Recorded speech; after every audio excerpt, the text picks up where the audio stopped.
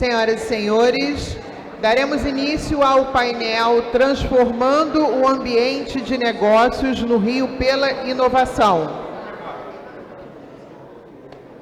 Neste momento recebemos o secretário municipal de Desenvolvimento Econômico do Rio, senhor Osmar Lima, que será o moderador do painel.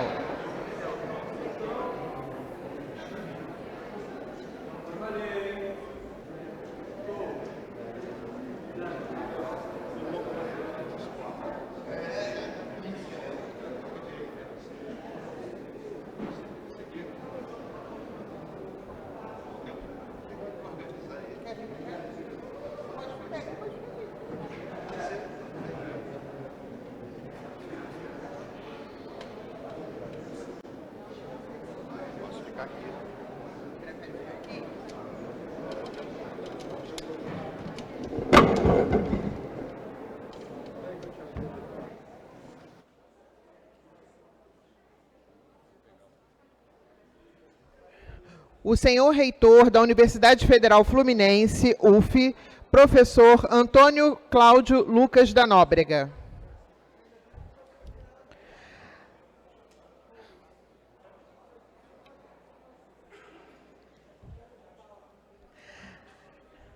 A secretária municipal de Ciência, Tecnologia e Inovação da Prefeitura do Rio, senhora Tatiana Roque. O vice-presidente executivo Rede D'Or São Luís, senhor Leandro Tavares. E o sócio do Grupo Visage, senhor Fábio Ferrari.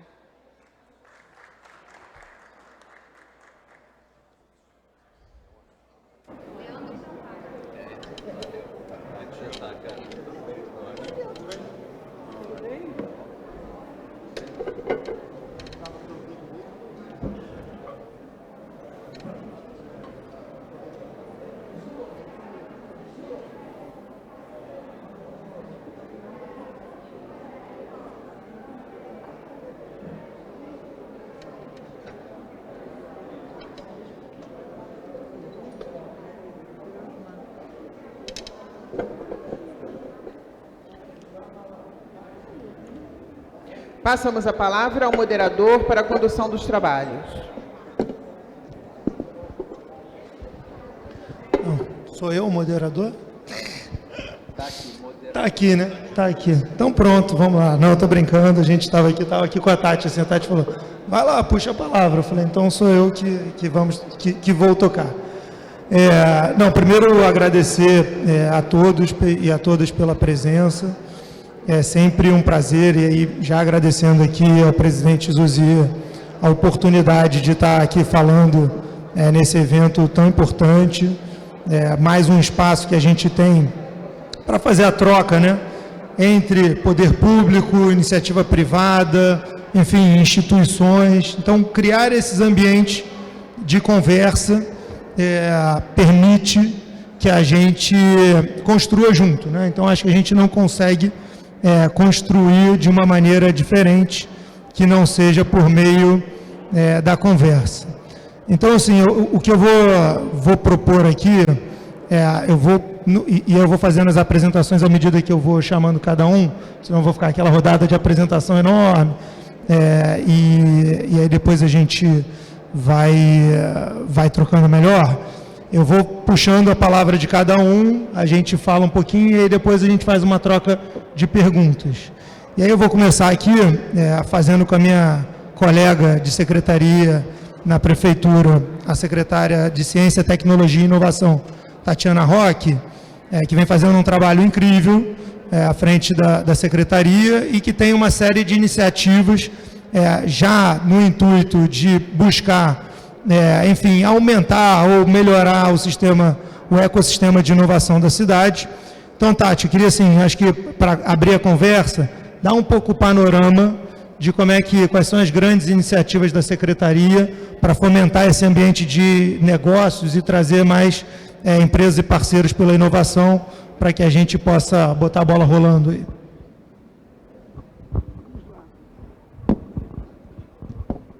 Alô? Tá.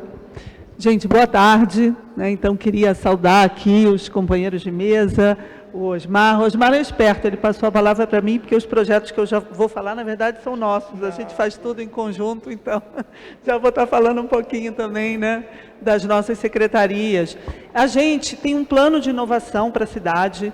O prefeito Eduardo Paes, ele tem essa pauta da inovação como uma das principais, justamente por achar que o Rio tem um enorme potencial para que a inovação puxe um ambiente de negócios mais dinâmico, mas também com mais intensivo em conhecimento, né? O Rio tem muito potencial para ser a capital do conhecimento.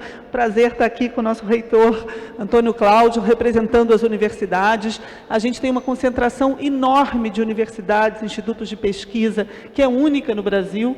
E foi com essa visão, justamente, que o prefeito lançou o primeiro dos projetos que integram a universidade a um ecossistema de inovação, que é o Porto Maravallen, né? A transformação do Empatec na Faculdade de Matemática, funcionando ali junto com esse hub de empresas, naquele espaço incrível, que, aliás, é, né, também administrado aqui por nós dois em conjunto, para que a gente consiga, a partir do conhecimento da universidade, produzir inovação, fomentar empresas, startups.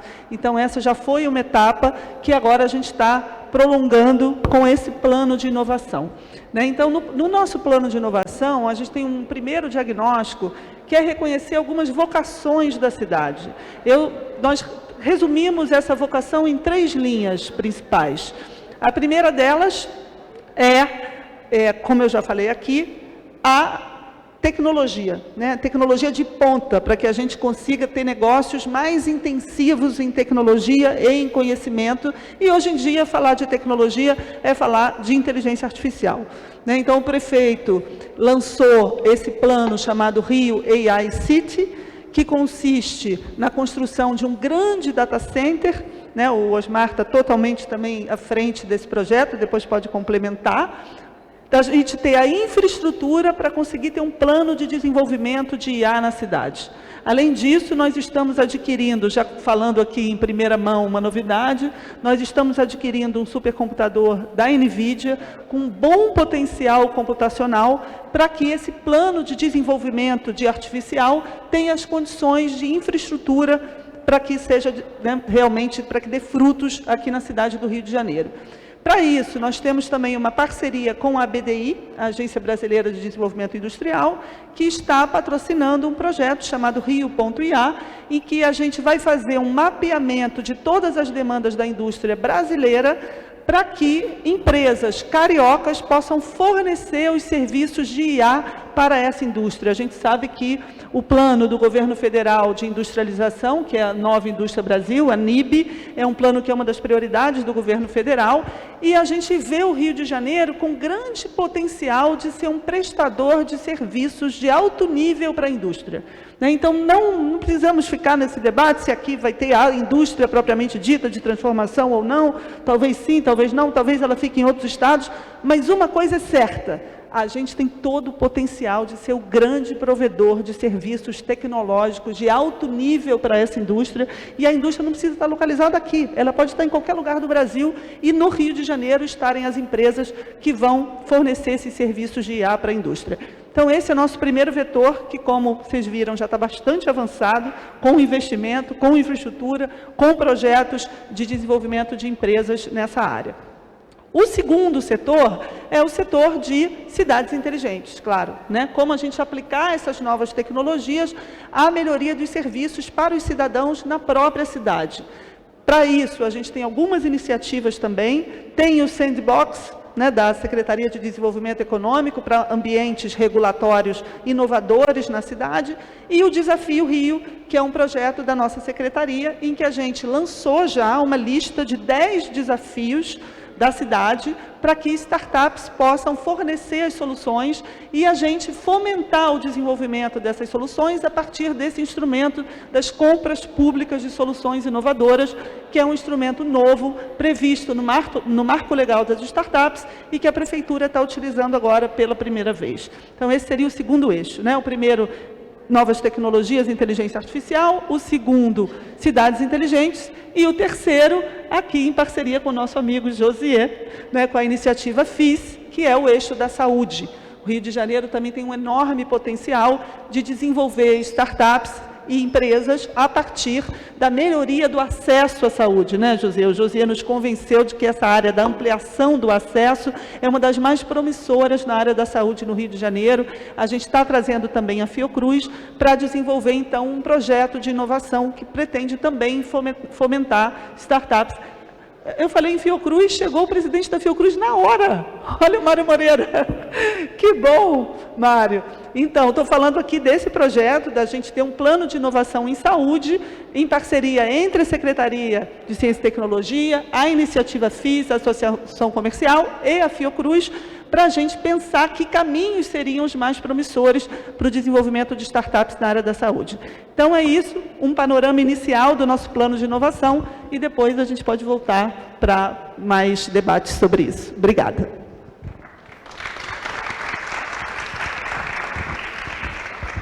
E aí, pegando esse gancho da Tati, principalmente aí no contexto que a gente tem na cidade, talvez, e aí vale confirmar esse dado que repito tantas vezes, de que a cidade tem o maior número de universidades federais e públicas do Brasil, concentra na cidade, e aí quando a gente junta isso no Estado, a gente vai transformando o Estado num cinturão de conhecimento.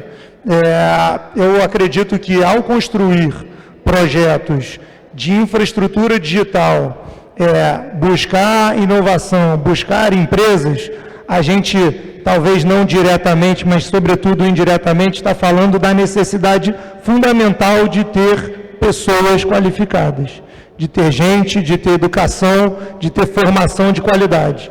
E aí vou passar aqui para o reitor Antônio Cláudio, desculpa, fiquei aqui, vou falar Antônio Cláudio, falei Antônio Carlos, da Universidade Federal Fluminense, para passar a perspectiva da universidade, a visão da educação e a importância da educação para construir esse ambiente.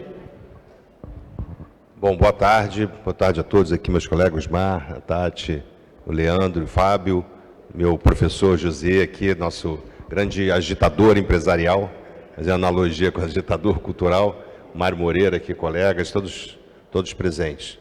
Bom, agradecer pelo convite para estar aqui com vocês. Eu queria abordar alguns aspectos importantes, Mar. Sem dúvida nenhuma, o mais óbvio papel da universidade é a formação de profissionais, né? E nesse aspecto, o que as universidades têm buscado desenvolver é um olhar mais contemporâneo, não só dos currículos, mas do próprio processo pedagógico, né? A nossa forma tradicional é uma forma muito paroquial, né? Onde, teoricamente, o professor é o grande detentor do conhecimento, os alunos são poços de ignorância, onde você faz transferências de conteúdos, o que, na verdade, é um processo muito pobre de aprendizado, né? Todos nós sabemos que o processo mais consistente de aprendizado é aquele onde as pessoas participam ativamente do processo, né? E isso tem sido uma tônica da construção dos cursos, de modo geral. Nós temos, por exemplo, uma experiência com a Escola de Engenharia em Petrópolis, que ela foi concebida especificamente com um projeto pedagógico, onde os alunos, desde o primeiro período, já estão nas empresas. De certa maneira, semelhante ao currículo de medicina lá na UF, que foi transformador há 20 e poucos anos atrás, onde os estudantes, desde o primeiro período, já estavam nos postos de saúde, quer dizer, não que ele fosse fazer um atendimento, mas ele já ia compreender o ambiente de saúde mergulhado na vida como ela é, né, como o Nelson Rodrigues chamava, né, isso fazendo uma analogia com os alunos de engenharia de produção. Então, ele já parte, o aprendizado dele a partir de uma necessidade da indústria, né, ele não parte a partir de um referencial teórico, né, ele entra na empresa já com o olhar da necessidade do empresário na busca de uma solução, e o curso dele é desenvolvido a partir daí. Então, tem sido um modelo de sucesso, todos os alunos naturalmente saem empregados, né? As indústrias estão querendo investir nesse modelo, é uma experiência muito positiva e tem servido, inclusive, para a gente modificar um pouco da percepção geral da universidade, né? A UF, hoje, a Universidade Federal Fluminense, ela é a maior, a segunda ou terceira, não importa, não estamos aqui para competir, mas é uma grande universidade do ponto de vista de número de alunos ativos entre as federais, quase 70 mil pessoas. Então, nós temos uma relação com todo o estado do Rio de Janeiro, nossa sede em Niterói, pela conurbação entre Niterói e Rio, depois dizer que eu também estamos no mesmo local, né? Mas nós temos uma relação desde a Bahia de Angra dos Reis até o noroeste do estado, Santo Antônio de Pádua, nós temos uma unidade acadêmica. Toda a mesorregião do estado tem uma unidade acadêmica da UF e tem tido um papel importante, inclusive, no desenvolvimento econômico desses lugares, que às vezes são certos rincões vazios populacionais, e a presença da universidade tem fomentado, né, a economia, muitas vezes economia de base, mas certamente valiosa, inclusive diminuindo a migração, etc., gerando emprego e renda em locais menos óbvios, vamos dizer assim. Então, a universidade tem tido esse papel. Por ser muito grande, eu costumo dizer que a universidade ela tem assim, uma grande vantagem, que nós não temos uma hierarquia verticalizada, né? Um órgão de decisão matricial, portanto, cheia de ser humano. Como ela é cheia de ser humano, ela tem uma dinâmica própria, mas também ela tem uma vantagem, é que ela também não tem uma hierarquia verticalizada, ela é uma estruturação colegiada, portanto, você tem espaço de criatividade, espaço de interação muito aberta, né? Você não tem que prestar contas intelectuais a um superior. Nesse sentido, o Fábio, estava conversando com o Fábio aqui antes, sobre o fluxo de estudantes que saem dessas universidades, formando as empresas de consultoria, quer dizer, quase todo mundo que trabalha lá veio do UFRJ, da UF, da UERJ e de outras instituições. Então, acho que esse é o primeiro aspecto óbvio que eu queria chamar a atenção, da questão do modelo pedagógico, né? E andragógico, talvez, não são crianças esses alunos, né? Esse é o primeiro aspecto. Outro aspecto que eu considero importante, assim, só para fazer uma primeira aproximação, depois a gente pode desenvolver um pouco mais sobre isso, é que se cobra muito o papel da universidade no desenvolvimento da inovação, vamos dizer assim, no seu ponto final, né? E que eu acho que é necessária, sem dúvida nenhuma. Mas, no contexto mundial, a universidade ela tem um papel em outra posição da inovação, né? Não existe exemplo no mundo de um país que tenha sucesso como empresarial, de produção de riqueza e de inovação, que não possua uma base larga de conhecimento fundamental.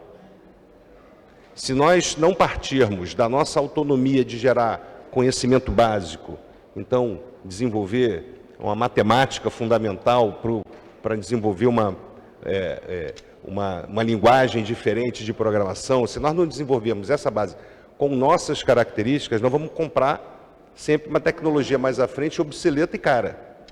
Então, a capacidade de gerar inovação na ponta depende de uma base larga de conhecimento fundamental. Isso é muito importante que a gente compreenda, porque muitas vezes eu escutava no debate anterior, eu me lembro bem que estava falando, que foi o Eduardo, foi o último que estava comentando, sobre a necessidade de termos que repetir que o investimento em eventos dá retorno para a cidade, por que está colocando recurso público em eventos culturais, podia estar em outra frente, quer dizer, parece o óbvio que naturalmente existe um ciclo de retroalimentação econômica com esse investimento, e nós precisamos fazer o mesmo também sobre pesquisa fundamental.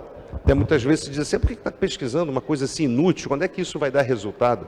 Ora, quando Max Planck, lá em 1900, cunhou a palavra quântico, todos achavam que era uma coisa inútil, desnecessária. Hoje a computação quântica é a bola da vez, né? Então a gente precisa ter esse olhar de longo prazo, naturalmente temos que ter solução de curto prazo, mas precisamos ter um olhar de longo prazo para que a gente possa ter autonomia e desenvolver a nossa própria tecnologia, porque muitas vezes o modelo europeu do que é criar inovação inibe um pouco a nossa criatividade de características brasileiras. Esse é um elemento importante, a gente permitir que a nossa criatividade tenha a cara de Brasil, a cara de Rio de Janeiro. Então, nesse sentido, eu acho que é importante que a gente compreenda esse papel e eu acho que, talvez, para começar, a gente tem um primeiro ponto, que é a questão do projeto pedagógico e do papel do encadeamento do desenvolvimento de inovação. Só para concluir, mas se você me permite, eu falei isso, mas nós não fugimos à responsabilidade de colaborar também para o processo de inovação de ponta. Então, quando em 2009 era o pró-reitor, criei a agência de inovação da nossa universidade. Hoje nós temos 44 empresas atualmente incubadas, em processo de pré-incubação. Estamos estimulando as empresas júnior, estamos falando sobre isso, que é justamente esse modelo onde os estudantes têm empresas com supervisão, naturalmente, mas que eles têm empresas com baixo custo e aprendem fazendo, muitas vezes, com a qualidade superior de empresas estabelecidas em mercado, em projetos de toda a natureza. Temos hoje 162 patentes geradas dentro dessa estrutura vigente no mercado, com contratos de transferência de tecnologia. Portanto, nós também participamos da ponta, mas lembrar que existe um processo de formação de gente, de profissionais, e que deve ter um olhar mais contemporâneo para esse perfil de formação de capacidade profissional.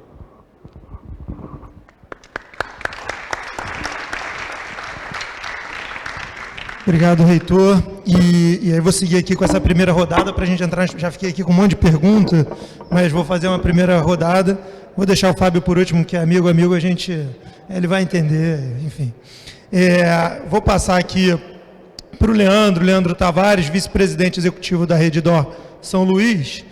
E aí, enfim, a gente começa a trazer aqui, enfim, a visão de uma empresa, das mais importantes que a gente tem na cidade, investe pesadamente em saúde, aposta na cidade, aposta em negócios, e aí trazer agora um outro lado de como é que, enfim, o empreendedor, o investidor, o setor privado enxerga essa construção, enxerga a necessidade aí que a gente está, poder público falando, universidade falando pela outra ponta, como é que a iniciativa privada enxerga esse ambiente, quais são os pontos principais, e aí, obviamente, puxando para o lado da saúde, que aqui enfim, a parte de atuação da empresa. Então, Leandro, fica à vontade para você fazer suas primeiras palavras. Obrigado. A gente enxerga essa discussão com urgência e necessidade. E eu vou explicar, mas primeiro eu queria começar cumprimentando a mesa, o reitor Antônio Cláudio, meu reitor da melhor universidade do mundo, me formei lá, sou de Niterói, então a melhor universidade do mundo. Ao secretário Osmar, a secretária Tatiana, ao Fábio, cumprimentar a todos, agradecer ao Josier, que eu pago uma mensalidade para ele para estar aqui nos eventos, então ele está cumprindo o combinado.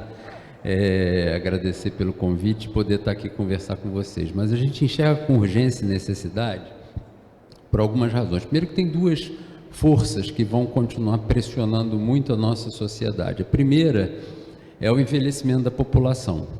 O coronavírus tentou evitar que isso acontecesse, mas não conseguiu, e esse ritmo continua firme e forte, mundo afora, e de forma irreversível, se Deus quiser. Então, essa é uma força que vai gerar muita pressão em cima da sociedade. E a segunda força que vai gerar pressão em cima da sociedade é a necessidade de fechar as contas no final do mês. É as pessoas conseguirem fechar suas contas no final do mês com esse envelhecimento da sociedade. E por que eu estou falando isso? Porque isso recai pesadamente sobre o setor de saúde, porque é o setor que é buscado frequentemente para equalizar essas duas forças sociais, né? O envelhecimento e a condição de fechar a conta, porque se a gente ficar cobrando cada vez mais caro e mais caro e mais caro, a conta muitas vezes não fecha para a sociedade.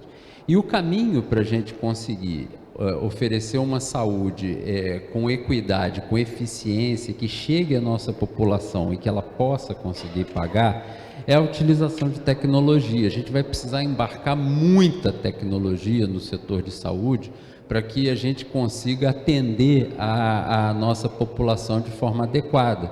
Se a gente analisar as forças tecnológicas que pressionam o setor de saúde, a gente vai ver que a primeira é a genômica, né?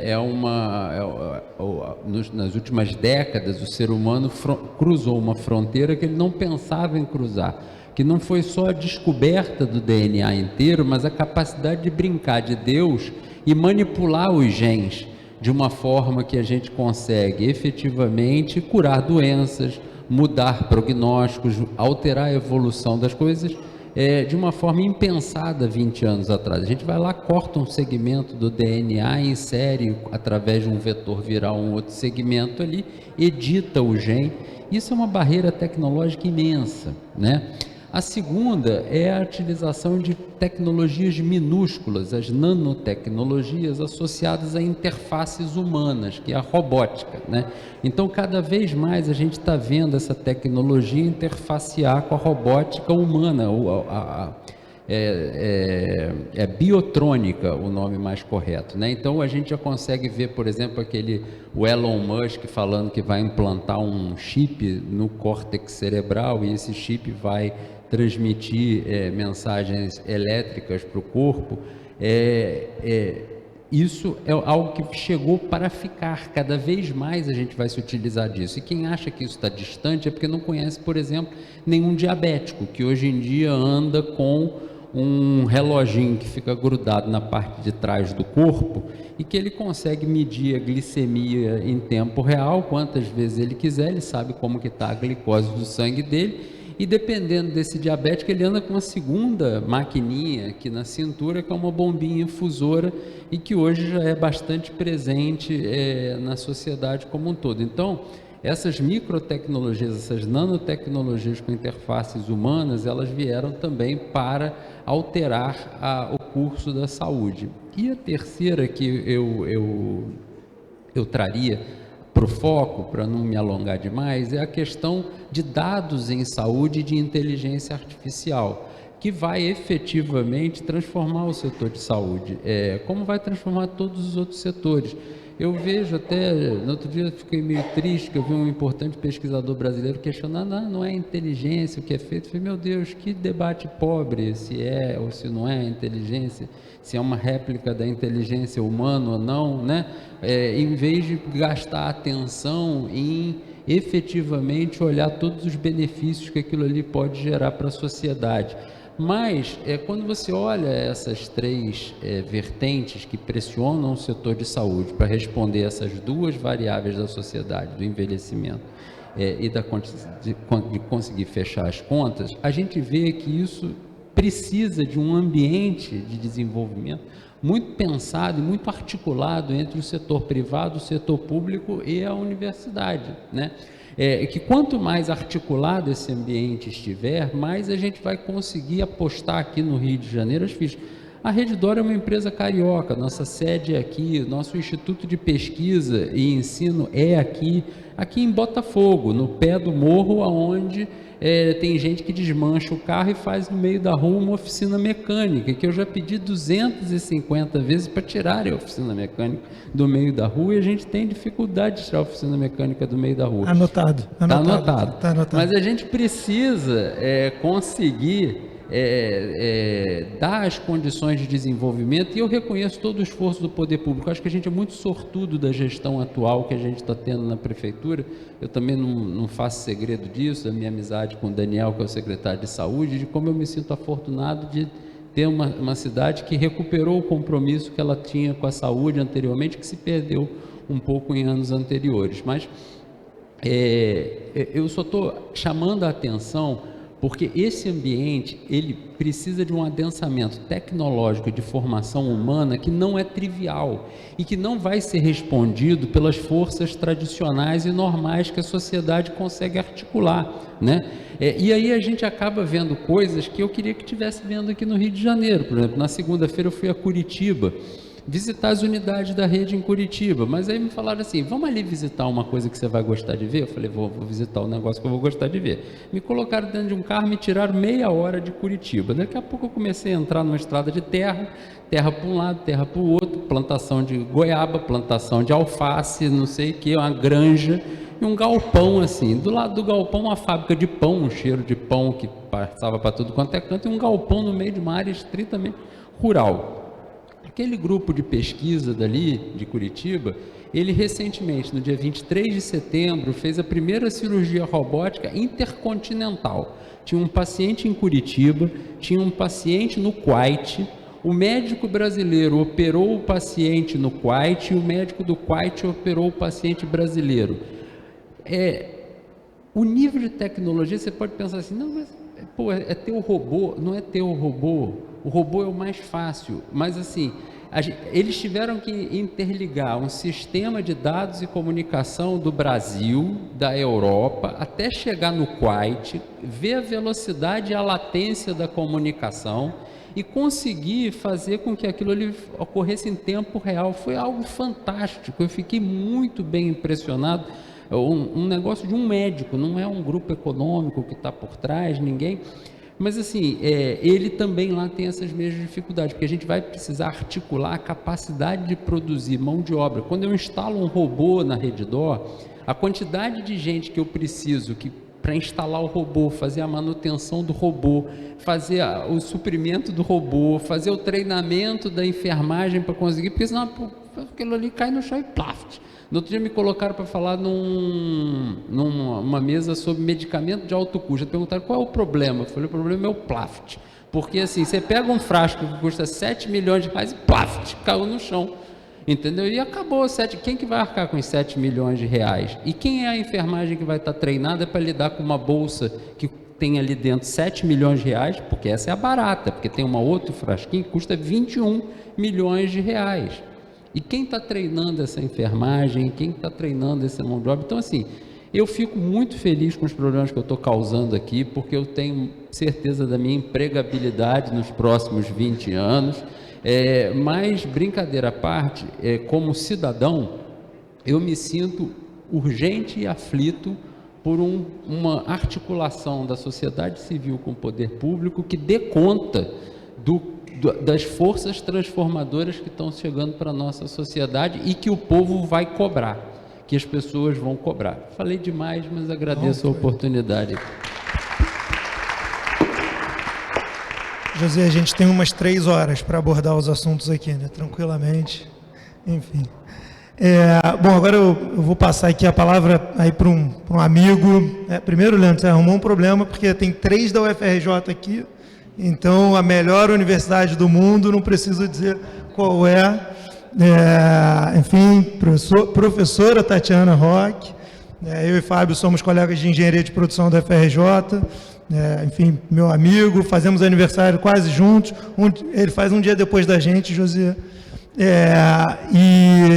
enfim, Fábio é sócio do Grupo Viságio, também tenho orgulho de ter feito num longínquos 16 anos atrás, ter feito parte do grupo, e hoje, enfim, tá aqui dividindo esse palco, é um orgulho também poder passar a palavra para o Fábio, para colocar uma visão de quem vem, por meio da consultoria, ajudando as empresas nesse desafio de gestão de resultados, inovação, enfim, buscar a contínua melhoria.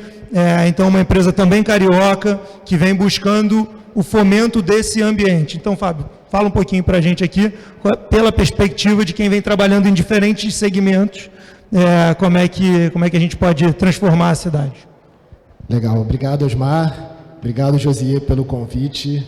A Viságio é uma empresa que nasceu aqui no Rio de Janeiro, deve tudo que a gente conquistou, né, por ter nascido aqui e aproveitado muito dos diferenciais que o Rio de Janeiro tem e que são subaproveitados pelas empresas para conseguir construir um grupo ao longo de muito tempo, né? É muito legal também estar na mesa com o professor Antônio Cláudio, com a Tatiana, Leandro, porque acho que aqui representa os diferentes entes que podem colaborar. Não existe inovação, não existe transformação da cidade e do Estado sem tiver uma colaboração muito grande entre todos os atores envolvidos, né? A Viságio, contando um pouco da história da Viságio, que acho que representa um pouco da importância dessas entidades, né? A Viságio nasceu na FRJ, eram 5 estudantes que tinham um sonho tinham passado em todos os concursos públicos, e que é super nobre as pessoas que querem estar nos concursos públicos e fazer a diferença dentro das empresas públicas, mas eles optaram por empreender criando a Viságio. E aí a gente começou na incubadora do FRJ, então eram 5 estudantes na incubadora da FRJ, tentando pensar em como que iam fazer consultoria, sem nenhum padrinho, sem ninguém conhecido, super jovens. E ao longo dos últimos, isso foi em 2003, que começou, ao longo dos últimos 22 anos, a Viságio foi crescendo. Hoje é a maior empresa de consultoria do Brasil. A gente tem uma série de empresas no grupo, a gente desenvolveu negócios dentro do grupo com a premissa básica de aproveitar grandes talentos que tem, primeiro no Rio de Janeiro, depois em outras cidades do Brasil, mas começando especialmente no Rio de Janeiro, para criar esses negócios nossos, né? Então, a gente hoje na Viságio são 1.100 pessoas. A gente tem dentro do grupo um fundo de investimentos que já tem 2 bi sob gestão. São 17 empresas que a gente investe e nascendo de novo aqui no Rio de Janeiro, né? Vou contar um outro caso rápido aqui, só para ilustrar um pouco de como que a gente enxerga o diferencial do Rio de Janeiro. A gente estava conversando com uma pessoa que era conhecida nossa, que estava fazendo MBA em Stanford, e ela estava contando que os alunos de Stanford têm um programa lá que eles vão para alguma cidade do mundo, passam 2 meses do período de férias, aprofundando as ideias deles sobre startups e sobre o que eles vão fazer nas startups deles e tudo mais. E aí ela estava contando para a gente que eles estavam pensando para onde ir, se iam para alguma cidade na Europa, estavam pensando em São Paulo, e ela era carioca, e falou, mas por que você vai para São Paulo e não vem para o Rio de Janeiro? Né? O Rio de Janeiro tem uma série de diferenciais que você pode aproveitar trazendo da turma. Né? E aí conseguimos convencer, né? Foram 12 estudantes do MBA de Stanford vindo para o Rio de Janeiro, passaram 2 meses aqui, a gente alugou uma casa para eles na Gávea, e eles ficavam naquela casa discutindo as soluções da startup deles, os planos de negócio, como que eles iam fazer as empresas.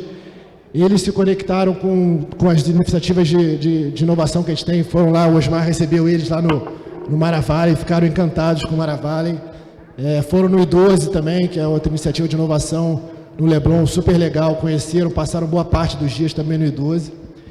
E, ao final desse período deles, eles tiveram uma banca, conversaram ao longo do período também com vários empreendedores do Rio, fundador da Stone, fundador da Vetex, enfim, uma série de empreendedores que vocês conhecem, que vieram do Rio de Janeiro. Cada um deles também tinham as suas ideias de startups e falaram com empreendedores cariocas sobre isso. E, no final, né, tiveram uma banca de avaliação de ex-alunos de Stanford também, que estavam estavam super entusiasmados de poder contribuir com esse grupo de alunos, e foi super legal. Vários deles, né, alunos do México, da Itália, americanos, tinha startup que já tinha $30 milhões investidas, que veio para cá para conversar com empreendedores cariocas, e, enfim, foi um processo muito legal e exemplifica isso, né? Pessoas que têm acesso a qualquer lugar do mundo perceberam que o diferencial do Rio de Janeiro, de oferta de talento, com baixa competição ainda em termos de desenvolvimento econômico, né? A gente é o maior contratante de engenharia do FRJ hoje, né? Então a gente olha muito os números de engenheiro, por exemplo, que são, né, uma das carreiras que a gente contrata muito na Visage.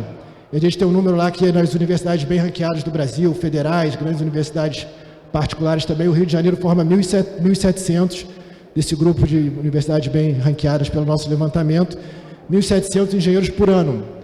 São Paulo forma 1.900 engenheiros por ano nas universidades também que a gente olha, né, nas universidades mais bem ranqueadas, públicas, particulares e tudo mais.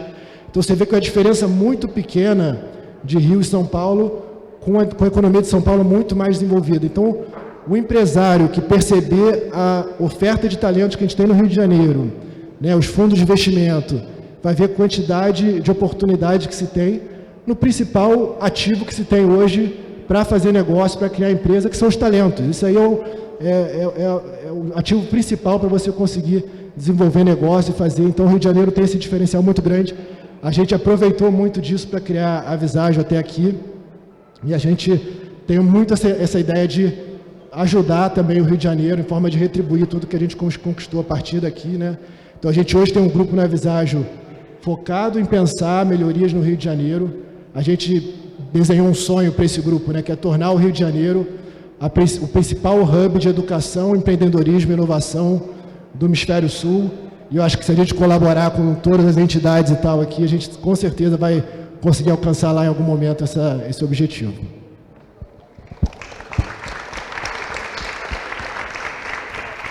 Obrigado, Fábio. Enfim, é sempre bom ver empresas cariocas ajudando a cidade.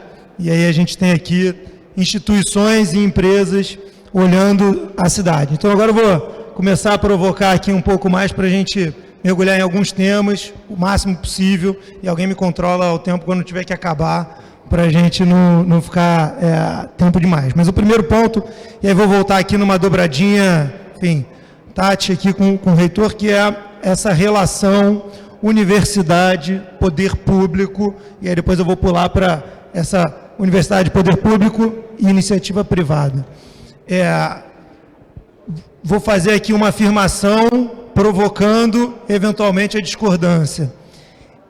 Há um diagnóstico, muitas vezes repetido em fóruns como esse, de que há um divórcio entre poder público, universidade e iniciativa privada, que as três partes não conseguem sentar junto, não conseguem construir iniciativas que andem de mãos dadas.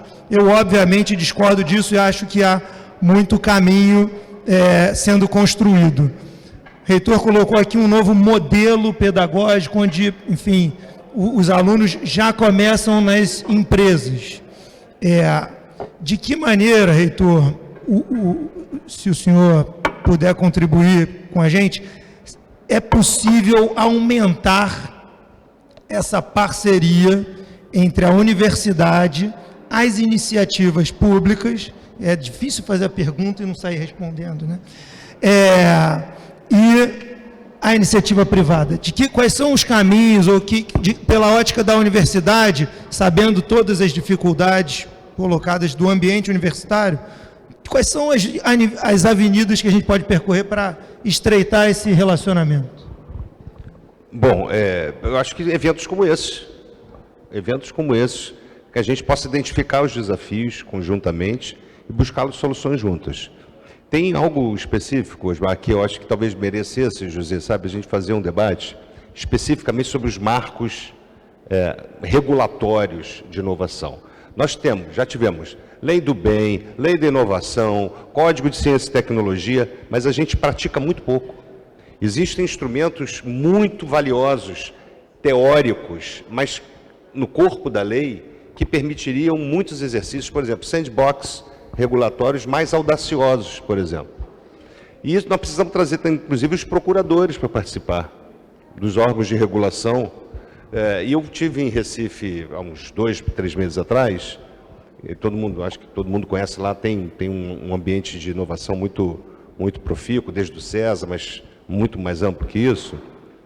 Estava falando com o Fábio também sobre isso ali atrás, antes, onde justamente eles construíram sandbox com participação do Ministério Público, onde experiências de um novo investimento tinham participação dos procuradores no exercício. Se der errado, você não parte do princípio que deu errado por algum interesse de desvio.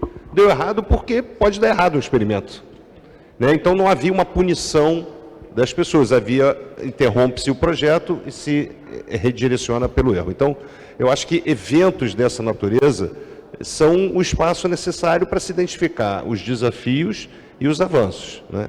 Agora, precisamos trabalhar também com problemas concretos. Nós temos que ter esses dois ambientes, o ambiente da teoria, da regulação, mas trazer exercícios. Assim como nós fazemos com startups, né, como você faz com hackathon, né, você tem um problema específico para o grupo trabalhar uma solução, acho que a gente precisa trazer também para a tripla hélice. Trazer um problema, olha, eu tenho uma questão de interesse público, o acesso, trazer o que o José sempre traz. Todos nós reclamamos da regulação, todos nós estudamos, né, Mário? Todos nós estudamos regulação. Como é que nós não conseguimos ainda propor algo que seja mais próximo do cidadão? Estou falando do caso do SUS, mas de toda a rede, inclusive da interseção privada. Tanta gente inteligente, tanta gente com vontade de fazer, e a gente precisa ter também, eu acho, para a tripla hélice, ou hélice quádrupla, seja lá qual o conceito que se queira fazer, envolvendo a comunidade, também problemas concretos para que a gente saia com soluções concretas. Então, eu não tenho outra solução que não seja debater, fazer a identificação dos desafios e sim propor soluções que sejam protegidas quanto à audácia de experimentar, uma pactuação de um experimento coletivo para a solução daquilo que traz para a população. Talvez esse seja o caminho. Maravilha, eu vou pegar esse gancho, vou aqui só fazer um parêntese sobre o sandbox do Rio, porque acho que apareceu aqui o tempo, é muito rápido, enfim, a cidade do Rio tem um sandbox regulatório, né, acabou de fazer o 3º chamamento, sucesso absoluto, tivemos 55 inscrições, maior número disparado do que a gente já recebeu. Agora a gente vai entrar na parte de seleção das tecnologias e, muito rapidamente, o que é o sandbox regulatório? É todo mundo que quer testar uma tecnologia, a cidade disponibiliza a própria cidade para esse teste, com uma flexibilização de regulação para que possa acontecer o teste, feito o teste, compartilhados os dados, aí a cidade possa, de fato, criar uma regulação já adequada àqueles resultados obtidos, de maneira a não matar o ambiente inovador. E aí vou pegar o gancho, acho que ficou bastante levantada a bola aqui para a Tati, no sentido de que iniciativas a cidade tem especificamente do ponto de vista de colocar na mesa esses desafios, né? Então, acho que a Secretaria vem trabalhando fortemente em o que a gente gosta de chamar de problemas reais, né? Colocar desafios na mesa para serem enfrentados pela comunidade, universidade, iniciativa privada e poder público, quais são os desafios reais que a gente tem para enfrentar e aí como é que isso está sendo tocado lá pela Secretaria. Não, essa é perfeita, porque essa eu acho que é a minha missão, né? Desde que cheguei na Secretaria, tentando estreitar esses laços e melhorar essa articulação, como eu venho da universidade. Aliás, estava pensando aqui que Osmar e Fábio poderiam ter sido meus alunos de Cálculo 3. Eu dava Cálculo 3 na produção nessa época. Eu fui muito mal em Cálculo 3, e esse é um problema. Escaparam por pouco, né? Então, como eu venho da universidade, eu tenho muito essa preocupação. Aliás, o Fábio tocou num ponto que também me é muito caro, que é a questão da fuga de cérebros, né? O Rio forma as pessoas muito bem, mas exporta muitos cérebros. Então, parte do meu afinco até a essas iniciativas, junto com as universidades pela prefeitura, é manter aqui os cérebros que a gente forma. Eu não quero que meus alunos lá do fundão tenham que ir embora do Rio para encontrar um bom emprego na área de engenharia, de tecnologia, de saúde. Então, isso também me move bastante a procurar e fortalecer essas articulações. Mas eu acho, gente, vamos partir do que deu certo. A gente tem um exemplo de excelente sucesso na articulação entre universidades, setor privado e poder público, que é o petróleo. Os avanços que o Rio de Janeiro tem na área do petróleo vêm daí. Então, o que a gente tem que pensar é como aplicar essa mesma concertação que já funcionou na área do petróleo em outras áreas. Então, eu sempre me baseio nisso, né? No caso das nossas iniciativas de inteligência artificial, é exatamente isso que a gente está tentando fazer. A gente está criando um centro de excelência em inteligência artificial, que é esse que vai utilizar o nosso supercomputador, envolvendo todas as instituições de pesquisa do Rio, né? A gente já tem aí a COP, mas queremos também a UF, estou vendo aqui colegas da UERJ, todas as instituições de pesquisa do Rio que têm desenvolvimento em inteligência artificial, para a gente trazer, junto com empresas também, e utilizar esse supercomputador para projetos que possam ser aplicados na própria cidade. Então, a gente já está colocando isso em prática, e o nosso projeto da área da saúde também é isso. Ele é um pouco mais incipiente, mas aproveitando, né, que está aqui o Mário Moreira, presidente da Fiocruz, o Josier, que é grande parceiro nesse projeto, e o Instituto DOR, quem sabe a gente não consegue fazer também na saúde uma articulação nesse sentido. Queremos. E aí agora eu vou puxar aqui uma questão também do outro lado, mas acho que no mesmo fio. E aí, Leandro, assim, quando você foi falando das inovações, né, então sempre a busca da inovação com uma pressão tão grande, tanto do ponto de vista de custo, quanto de envelhecimento da população, aí talvez agora já com um cacuete de setor público, né, a gente começa a pensar nessas inovações chegando no atendimento público, né? Então a gente vê todo o desafio. Eu antes de vir para cá estava com o Sorães discutindo, enfim, alguns projetos. O desafio do atendimento à população, sobretudo na saúde, é um dos desafios mais complexos que a gente tem, sobretudo do volume de investimento necessário. Então, na linha de como fechar as contas, uma conta que só aumenta no orçamento que é sempre exíguo. Então, de que maneira se enxerga que a gente consiga conectar essa inovação que certamente vai ser puxada pela universidade fazendo pesquisa, pelas empresas que estão na ponta e que têm maior capacidade de investimento em P&D, né? Acho que esse é o ponto. Como a gente consegue construir essa ponte para essa inovação, para o transplante intercontinental descer e chegar no atendimento à população? A gente sempre tem uma discussão entre o quanto a telemedicina, e a pandemia ajudou um pouco nisso, né, pode aumentar, eventualmente, o atendimento, a cobertura de atendimento à população, mas de que maneira, ou que ecossistema é esse que a gente consegue construir para fazer essa inovação que acontece lá na ponta, descer para essa população enorme que precisa desse atendimento? Secretário, antes, eu acho que a gente precisa ter um entendimento dessas dimensões da inovação dentro da saúde. Porque eu acho que quando se discute saúde, eu ainda vejo uma discussão muito sobre tijolo e pessoas, ou seja, construir o hospital e as pessoas. E acho interessante trazer alguns números. Por exemplo, quando a gente construía hospitais há uns anos atrás, você construía o hospital, gastava 10% do CAPEX para equipar o hospital. Aí isso foi para 20%. Hoje, quando a gente quer montar um hospital de alta tecnologia, 50% do CAPEX é investimento em equipamento e tecnologia de alto desempenho que não está relacionado a tijolo e pessoas. E muitas dessas tecnologias podem ser utilizadas fora do ambiente hospitalar também. Então, se a sociedade não entender essa dimensão da tecnologia dentro da área da saúde, vai ficar muito difícil realmente endereçar isso. Se não entender, por exemplo, porque não são forças tradicionais de dentro da saúde, são coisas que a gente vem pegando emprestado da engenharia e de outros setores, da química, da física, né? Então, quando eu citei aquelas forças direcionadoras, por exemplo, da biotrônica, da interface, da nanotecnologia com o ser humano, normalmente isso é conduzido por engenheiros biomédicos, físicos, químicos, não é por médico propriamente dito, está vindo de fora do setor de saúde. A inteligência artificial articulada para o setor de saúde está vindo de fora do setor de saúde.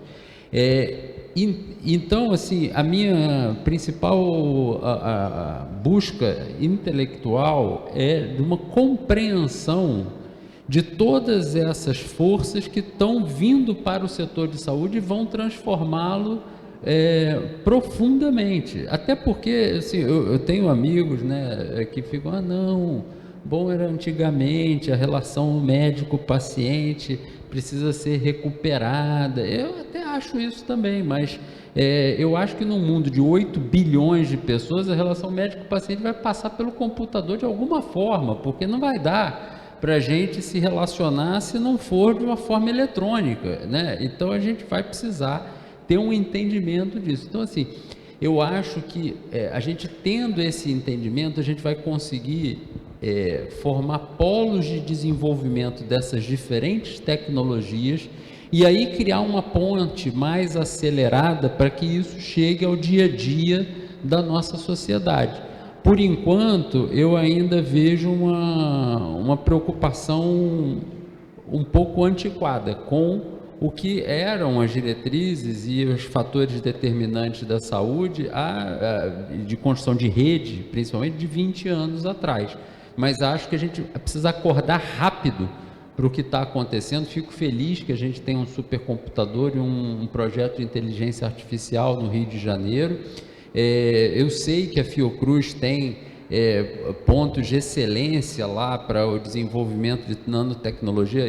A gente lá dentro do IDOR, por exemplo, lá dentro da rede IDOR, a gente desenvolveu também microcérebros, que a gente consegue testar medicamentos sem precisar passar necessariamente por ser humano desde a primeira etapa. A gente desenvolveu células epiteliais que a indústria de cosmético faz os seus testes de alergia e toxicidade sem precisar utilizar animais.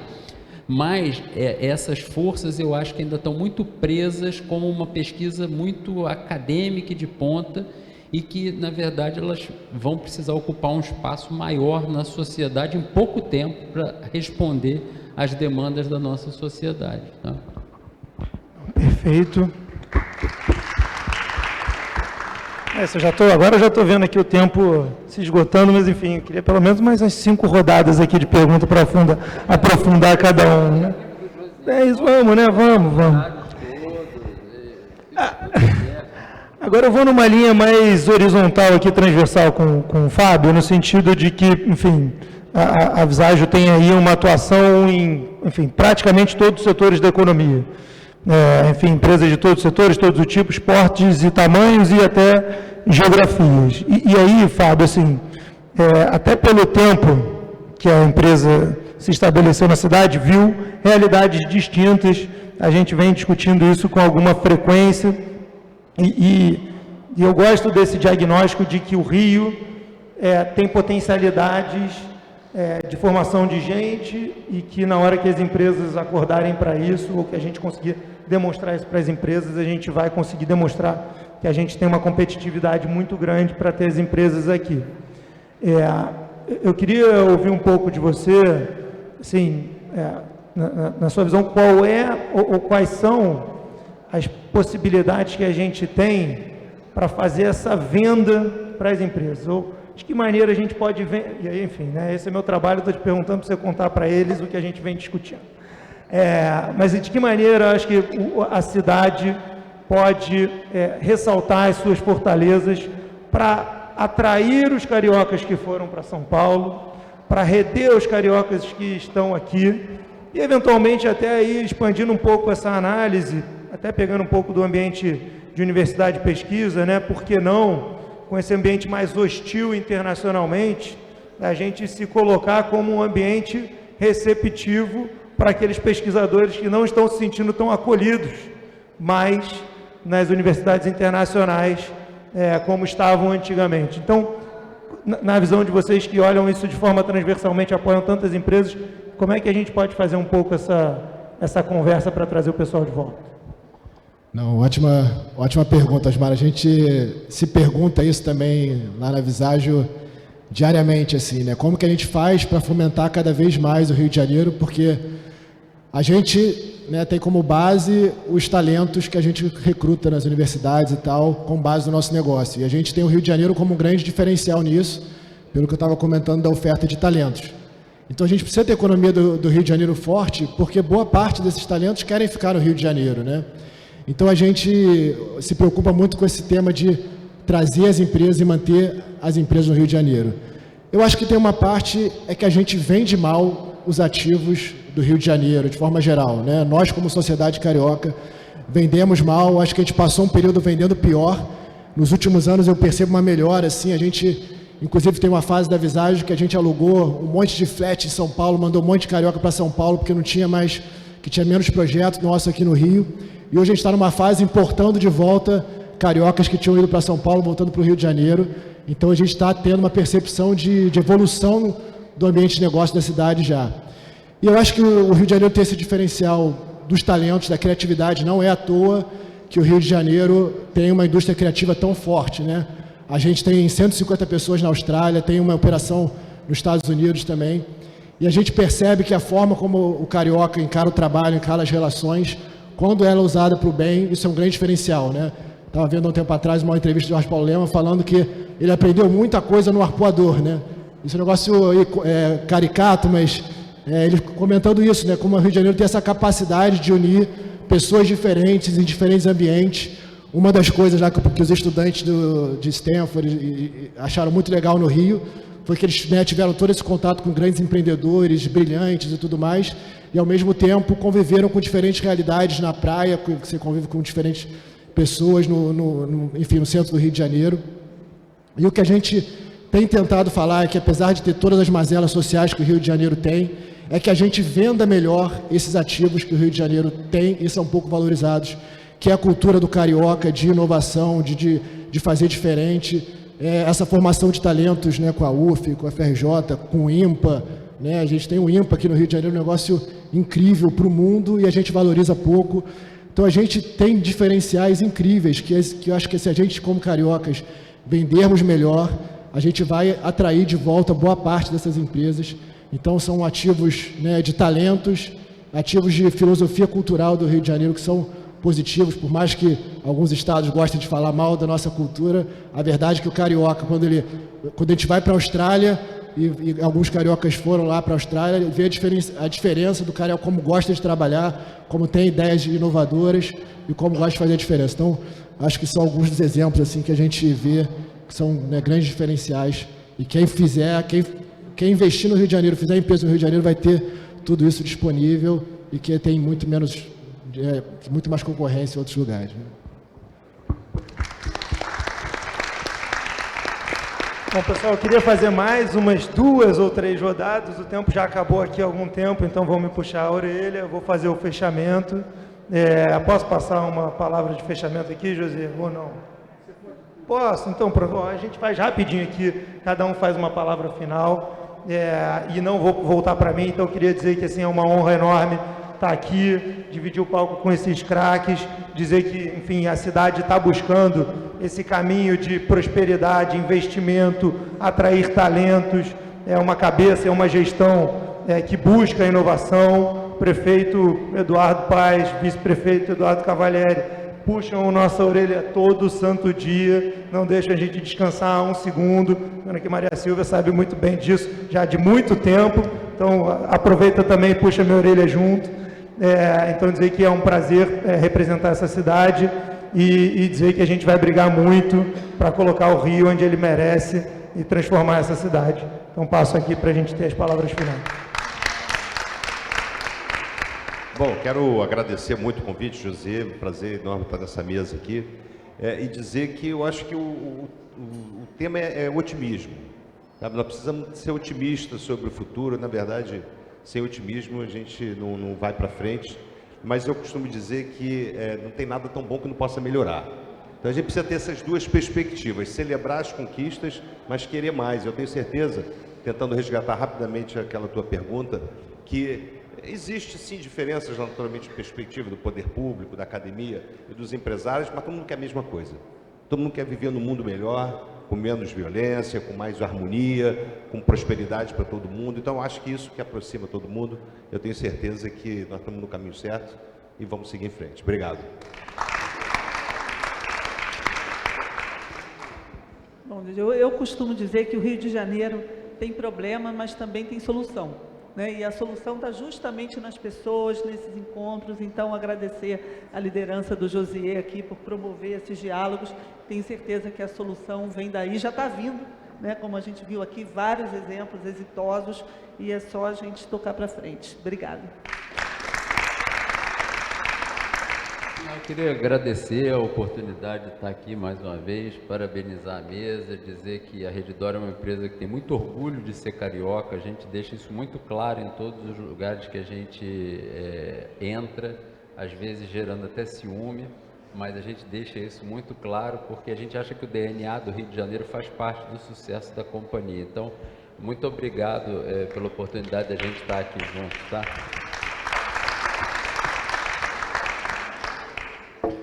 Bom, agradecer de novo, José, pelo convite e reforçar, como todos da mesa já falaram, que acho que a gente juntos aqui, vamos transformar o Rio de Janeiro num lugar melhor, academia, poder público, as empresas, a associação comercial, tudo isso a gente, juntos, a gente tem capacidade de fazer o Rio se tornar um lugar ainda melhor, e a gente, como apaixonado pelo Rio, não podemos desistir, vamos cada vez mais botar energia nisso também. Obrigado.